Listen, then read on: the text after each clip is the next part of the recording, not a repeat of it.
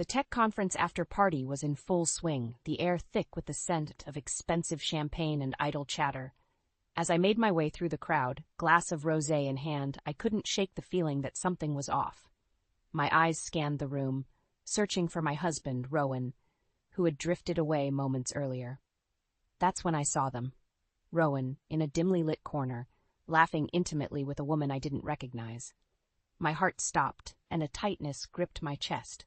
I knew Rowan, and this wasn't normal. Steeling myself, I drew closer, straining to hear their hushed conversation.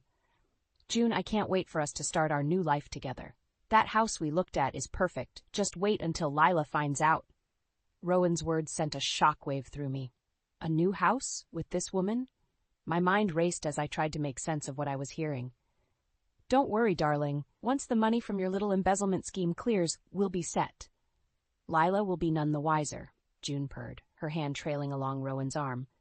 Embezzlement? My head spun as the pieces fell into place.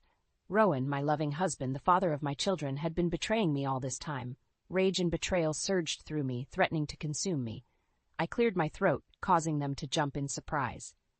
Rowan, June, what a pleasant surprise. Rowan's face drained of color as he stumbled to find the right words. Lila, this isn't what it looks like. Isn't it? I fired back, my voice dripping with venom. Because it looks like you're planning to run off with this woman, using money you stole from my company. June's eyes narrowed, a sly smile playing on her lips. Oh, Rowan, you didn't tell your dear wife about our little arrangement? Rowan shot June a pleading look, but she seemed to relish in his discomfort. Lila, please, let me explain. Explain what, Rowan? I cut him off, my hands trembling with a mix of rage and heartbreak. How you've been betraying me, our family, and everything I've built. No, I don't want to hear it. I turned on my heel, determined to put as much distance between myself and this train wreck as possible. But Rowan's hand shot out, grasping my arm. Lila, wait. Please, let's talk about this. I can fix this, I promise. I yanked my arm free, glaring at him with a fury I hadn't known I possessed. Fix it? How, Rowan? By running off with your mistress and my money? I scoffed, the words burning my tongue. No, I'm done. We're done. I want a divorce. With that, I stormed away, leaving Rowan and June in my wake, their shocked expressions searing into my memory. As I made my way out of the conference center, my vision blurred with tears of betrayal and rage. How could he do this to me, to our family? The drive home was a blur of my mind racing with 1,000 questions and 1,000 more answers I didn't want to confront. By the time I pulled into the driveway, I had made up my mind. I was going to fight.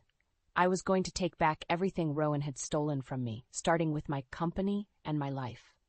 The drive home from the tech conference felt like an eternity. My mind was a whirlwind of emotions. Anger, betrayal, a desperate need for answers. How could Rowan do this to me? To our family? The image of him with that woman, June, plotting to run off with my money, burned in my mind, searing into my very soul.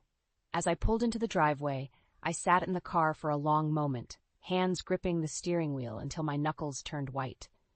I had to get a handle on this, to channel my fury into action.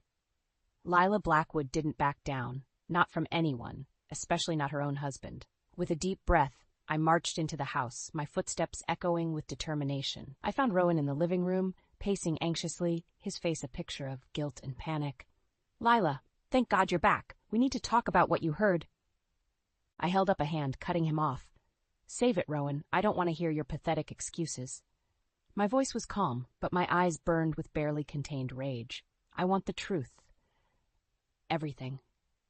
Rowan's shoulders slumped, and he sank into the couch, running a hand through his hair. It started a few months ago. I got in over my head with some gambling debts, and I needed money fast. So I started skimming from your company accounts. Just a little at first, but then it spiraled out of control. I clenched my fists, nails digging into my palms. And June, how does she fit into all this?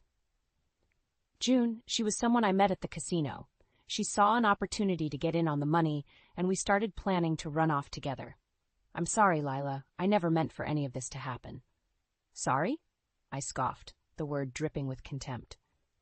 You're sorry? Rowan, you've betrayed me, our family, and everything I've built. Do you have any idea what this could do to my company? Rowan's eyes widened in panic. Lila, please, you can't tell anyone. I'll pay it all back, I swear. Just give me some time. I shook my head, my resolve hardening. No, Rowan. You've had your chance and you blew it. I'm filing for divorce, and I'm going to make sure you pay for what you've done. Divorce? Lila, you can't be serious. Rowan surged to his feet, desperation etched in every line of his face. Think of the kids. Think of everything we've built together. I am thinking of the kids, Rowan, I replied, my voice cutting like ice. I'm thinking of the life you've stolen from them, the stability you've destroyed. And as for everything we've built, well, you've made it very clear that it means nothing to you. I turned to leave, pausing only to glare at him over my shoulder. This is your mess, Rowan. Clean it up, because if you don't, I will, and you won't like the consequences. With that, I strode out of the room, my mind already racing with 1,000 plans to untangle the web of deceit Rowan had woven. I would not go down without a fight. I would reclaim what was mine, no matter the cost. The moment I stepped into my office, a sense of purpose and determination washed over me. Rowan's betrayal had shattered my world, but I refused to let him win. This was my life, my company, and I would be damned if I let him destroy everything I'd built. I quickly called a meeting with the executive team, Marco, my trusted CFO, and Clara, my longtime mentor and closest confidante. As they gathered around the conference table, I could see the concern etched on their faces. Lila, what's going on? Marco asked, his brow furrowed. I heard the rumors about you and Rowan, but I wanted to hear it from you. I took a deep breath, steeling myself for the difficult conversation ahead. Rowan has been embezzling money from the company. He's been using it to fund a gambling addiction and to set up a new life with his mistress. Clara's eyes widened in shock, while Marco's face darkened with fury. That bastard, he growled. How much has he taken? I'm not sure yet, I admitted, but I need you both to help me get to the bottom of this. I want a full forensic audit of the company financials, and I want it done yesterday. Consider it done, Marco said, already pulling out his phone to assemble the team. And that's not all. I turned to Clara, my gaze unwavering. I need your help navigating the legal minefield. I'm filing for divorce, and I want to make sure Rowan pays for what he's done. Clara reached across the table, giving my hand a reassuring squeeze. Of course, Lila. I'll put my best people on it. We'll make sure he doesn't get away with this. As the meeting adjourned, I felt a newfound sense of purpose. Rowan may have betrayed me, but I wasn't going down without a fight. I was going to take back control of my life, my company, and my future. Over the next few days, I worked tirelessly with Marco and his team, digging deeper into the company's finances. The numbers were staggering. Rowan had siphoned off millions, all while living a lavish lifestyle with his mistress. The rage I felt only fueled my determination. Concurrently, Clara's legal team sprung into action, freezing Rowan's assets and preparing for a messy divorce battle. They uncovered even more of Rowan's deceit, including debts he had racked up in my name. It was infuriating, but I was grateful to have such a capable team fighting in my corner.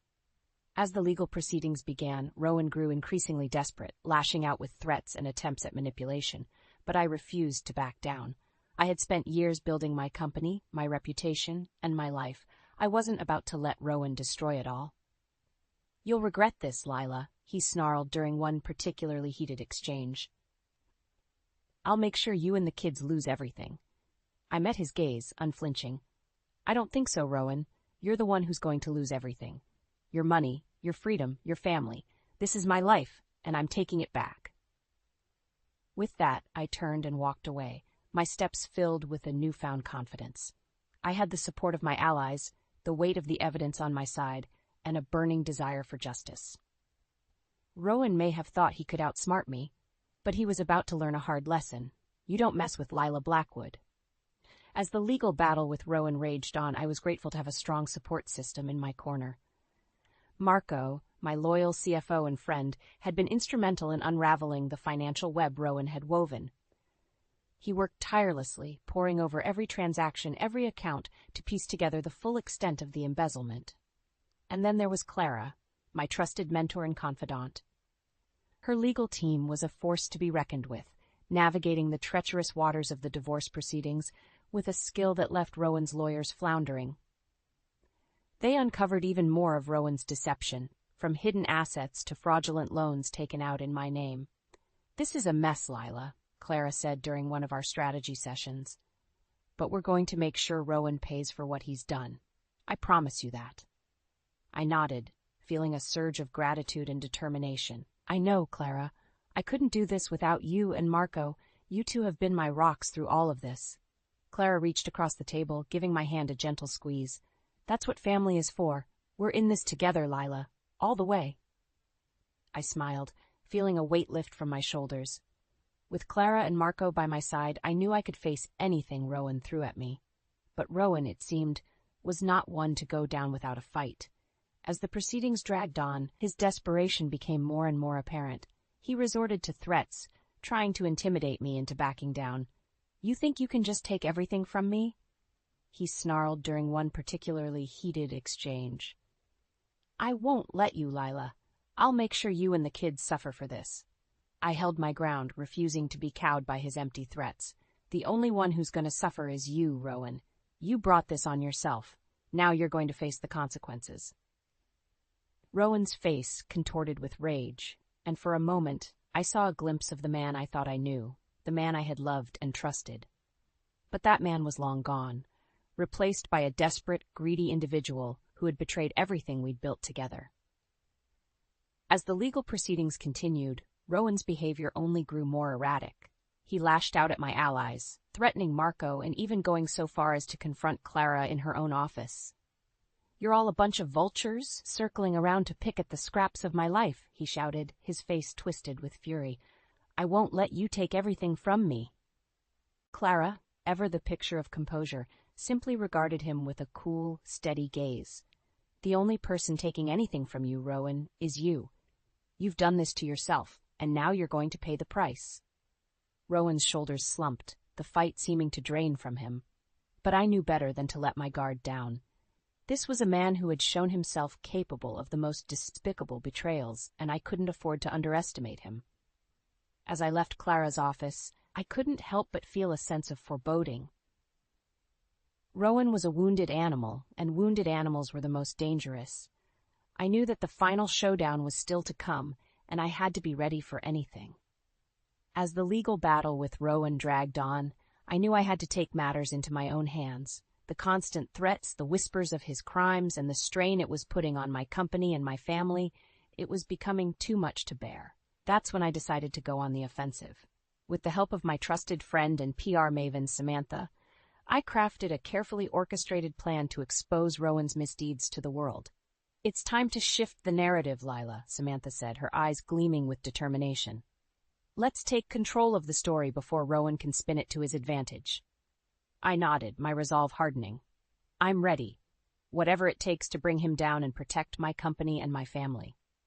Over the next few weeks, Samantha worked tirelessly, using her extensive network of media contacts to plant the seeds of Rowan's downfall. She fed juicy tidbits to the tech press, hinting at the scandal brewing behind the scenes, the embezzlement, the gambling, the Mistress. It didn't take long for the story to pick up steam. Soon, headlines were blaring, and the public was clamoring for more details. Rowan, who had once been a respected figure in the industry, found himself thrust into the spotlight for all the wrong reasons. When the sharks began to circle, Rowan grew increasingly desperate, lashing out at me and my allies, but we were ready for him. "You think this is going to save you, Lila?" He spat, his eyes wild with fury. "You've only made things worse. Now the whole world knows what a conniving bitch you are." I met his gaze, unflinching. "No, Rowan, the whole world knows what a despicable, greedy man you are, and they're going to watch as you pay for your sins." Rowan let out a humorless laugh. "You really think you can win this? You have no idea what I'm capable of." "Oh, but I do," I replied, my voice dripping with contempt, "and that's why I'm going to make sure you never hurt me or my family ever again." With that, I turned and walked away, leaving Rowan seething in his own impotent rage. I knew that the worst was yet to come, but I was prepared. I had the support of my allies, the weight of the evidence on my side, and a burning desire for justice. As the media storm raged on, I continued to work tirelessly with Samantha and my legal team to ensure that Rowan's misdeeds were exposed for all to see. We leveraged every connection, every resource at our disposal, until the truth became impossible to ignore. Rowan's gambling addiction, his lavish lifestyle funded by my company's money, his betrayal of our family, it all came pouring out, a torrent of revelations that left him reeling. I watched with a grim satisfaction as his social and professional standing crumbled, his once vaunted reputation reduced to ashes. And through it all I remained steadfast, my focus laser-sharp on the ultimate goal, reclaiming my life, my company, and my future. Rowan had taken so much from me, but I was determined to take it all back, and then some. As the final showdown in the courtroom loomed, I knew that the stakes had never been higher, but this time I was the one in control. This time, Rowan would answer for his crimes, and I would emerge victorious. The day of the final courtroom showdown had arrived, and I couldn't help but feel a surge of nervous anticipation coursing through my veins. After months of legal battles, of exposing Rowan's deceit and betrayal, this was the moment of reckoning. As I stepped into the imposing courtroom, my eyes immediately landed on Rowan, sitting hunched at the defendant's table, his once confident demeanor now tinged with desperation. I took a deep breath, steeling myself for the challenge ahead, and joined my own legal team, led by the formidable Vivian. "Are you ready for this, Lila?" Vivian asked, her gaze unwavering. I nodded, my jaw set with determination. "More than ready. Let's make him pay for what he's done." The proceedings began with Vivian laying out the evidence, the meticulous paper trail of Rowan's embezzlement, the damning financial records, the testimony of those he'd wronged. With each passing moment, Rowan's face grew paler, the noose tightening around his neck.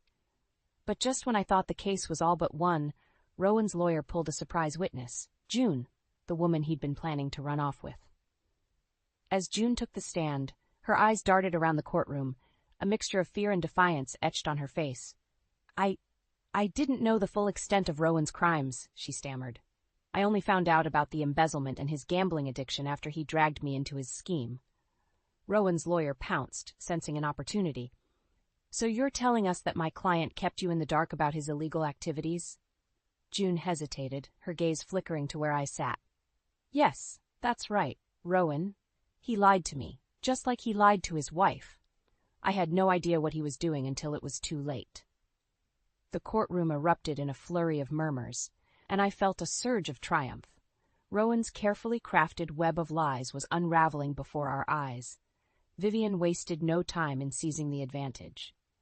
"So, Miss June, are you telling this court that you were an unwitting accomplice in Mr. Blackwood's criminal activities?" June nodded, her voice trembling. "Yes, that's exactly what I'm saying. I'm sorry for what I've done. I never meant for any of this to happen." Rowan's face contorted with fury, and he leaped to his feet, his chair clattering to the floor. "You backstabbing bitch!" he bellowed, his eyes wild with rage. "How dare you turn against me?" The judge slammed his gavel, his voice booming through the stunned silence. "Order in the court. Mr. Blackwood, you will control yourself or be held in contempt." Rowan sank back into his seat, his shoulders slumped in defeat. I couldn't help but feel a sense of grim satisfaction wash over me. This was it, the moment I'd been waiting for, the moment Rowan would finally face the consequences of his actions. As the final arguments were presented, I watched Rowan's world crumble around him. The evidence was overwhelming, the testimonies damning. There was no escape, no way for him to wriggle out of this. And when the verdict was read, sentencing Rowan to a lengthy prison term and stripping him of his assets, I felt a weight lift from my shoulders. Justice had been served, and I had emerged victorious. Rowan's betrayal had been laid bare for all to see, and now he would pay the price. As I left the courtroom, I couldn't help but feel a sense of bittersweet triumph. I had won, but at what cost? The pain of Rowan's betrayal still stung, and the scars would take time to heal. But I knew that I was stronger for it, and that I was ready to start anew, to reclaim my life and my future. The verdict had come down, and Rowan's world crumbled around him. As he was led away in handcuffs, his face contorted with a mix of disbelief and rage, I couldn't help but feel a sense of grim satisfaction. "This isn't over, Lila," he shouted, his voice laced with desperation. "I'll make you pay for this, I swear." I simply regarded him with a cool, steady gaze. "No, Rowan, this is over. You've lost everything, your freedom, your money, your family, and now you're going to pay the price for your betrayal." With that, he was whisked away, the heavy courtroom doors slamming shut behind him. I let out a deep breath, feeling as if a weight had been lifted from my shoulders. The nightmare was finally over. In the days and weeks that followed, the full extent of Rowan's downfall became painfully clear. His assets were seized, his reputation in tatters, and his once vaunted status in the tech community reduced to ashes. The media, once obsessed with his rise to power, now gleefully reported on his spectacular fall from grace. As for me, I emerged from the ordeal stronger and more determined than ever. With the help of my loyal allies, I set about the task of rebuilding my life and my company.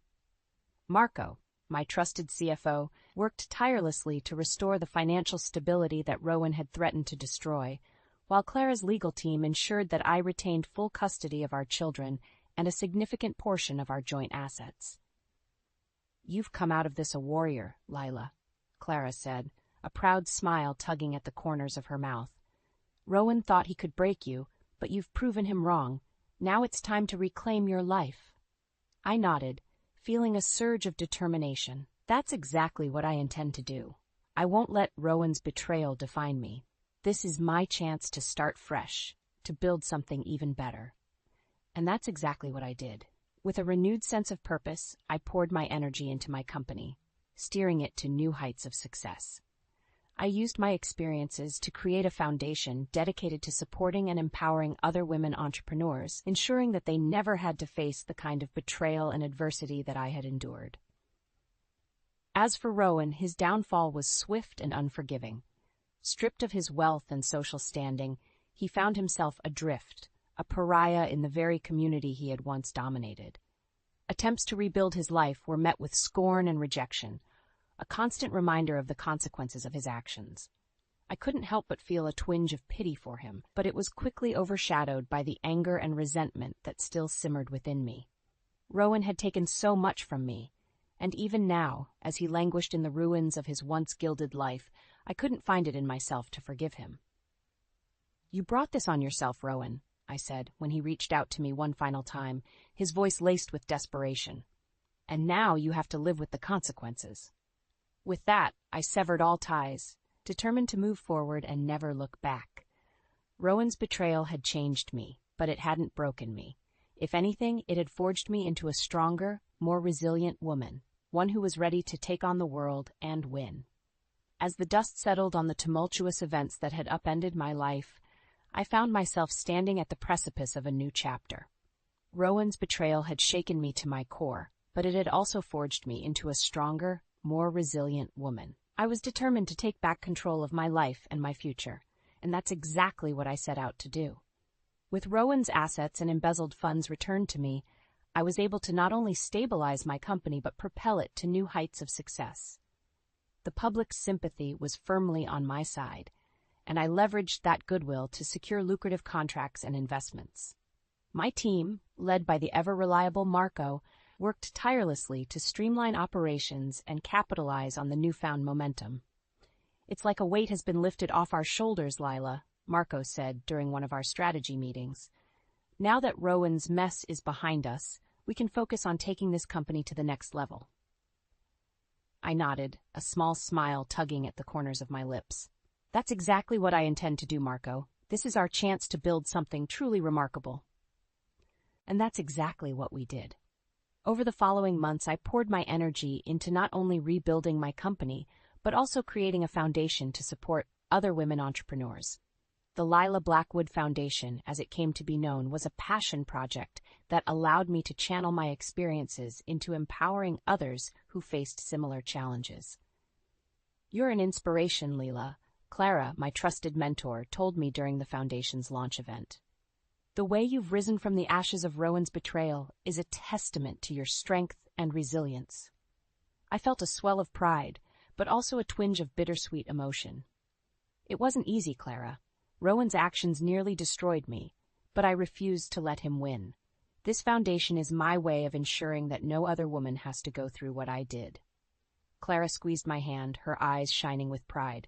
"And that's exactly why it's going to be a success. You've turned your pain into purpose, Lila. That's the mark of a true leader." As the foundation gained momentum, I found myself drawing strength from the women whose lives I was able to touch. their stories of triumph over adversity, their determination to forge their own paths. It all served as a powerful reminder of why I had embarked on this journey in the first place.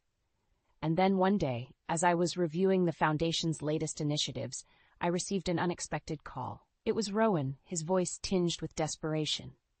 "Lila, please, you have to help me. I've lost everything, my money, my freedom, my reputation. I'm a pariah, and I have nothing left." I paused, my finger hovering over the end call button. A part of me wanted to simply hang up, to let Rowan wallow in the consequences of his own actions. But another part, a small, stubborn part, urged me to at least hear him out. "What do you want, Rowan?" I asked, my voice measured and calm. There was a long pause on the other end of the line, and I could almost feel the weight of his shame. I want to start over, Lila. I want to make amends, to try and rebuild my life. But I can't do it alone. Please, help me." I took a deep breath, my mind racing with 1,000 thoughts. After everything Rowan had put me through, could I really find it in myself to offer him a second chance? Could I, the woman he had betrayed so deeply, be the one to extend a lifeline? In the end, the decision wasn't as difficult as I had anticipated. "Rowan, I can't forgive you for what you've done. The damage you've caused is too great, and the trust you've broken can't be mended." I paused, steeling myself for what I was about to say next. "But if you're truly serious about starting over, about making amends, then I'll help you. On one condition. You have to be willing to work for it. Nothing will be handed to you this time." There was a moment of stunned silence, and then a faint, fragile voice came through the receiver. "Thank you, Lila. I won't let you down. I promise." As I hung up the phone, I felt a strange mix of emotions, a lingering resentment, a sliver of hope, and a profound sense of purpose.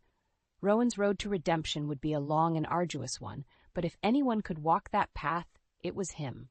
And if he succeeded, perhaps there was a chance for true healing, for both of us. With a renewed sense of determination, I turned my attention back to the Foundation, ready to forge ahead and continue making a difference in the lives of women everywhere. This was my new beginning, and I was determined to make the most of it.